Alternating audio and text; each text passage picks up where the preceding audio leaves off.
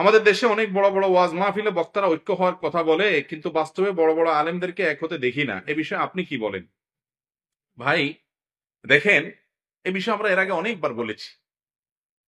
ঐক্য যদি মনে করেন যে সব হুজুর একমতে আসা যাবে, এটা কিয়ামত পর্যন্ত সম্ভব?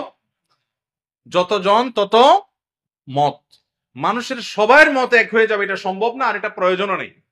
ডক্টর খন্দকার আব্দুল্লাহ জাহাঙ্গীর রহমাল্লাহ বলতেন, ইত্তেহাদ মাআল ইখতিলাফ, বৈচিত্র্যপূর্ণ ঐক্য, বৈচিত্র্যময় ঐক্য। তার মানে আপনার একমত হবে, আমার আর একমত হবে, তারপরেও মৌলিক বিষয় আমরা এক, সেদিক থেকে আমরা কি থাকবো?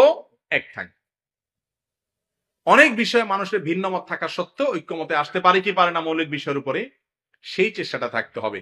আমি তো বলি যে ঐক্য সে অর্থে, যে অর্থে আপনারা মনে করেন সবাই এক কাতারে চলে আসা, ওইটা যতটা দরকার তার চেয়ে বেশি দরকার হলো পরমত সহিষ্ণুতা, অন্যকে ধৈর্য করা, অন্যকে সহ্য করার মানসিক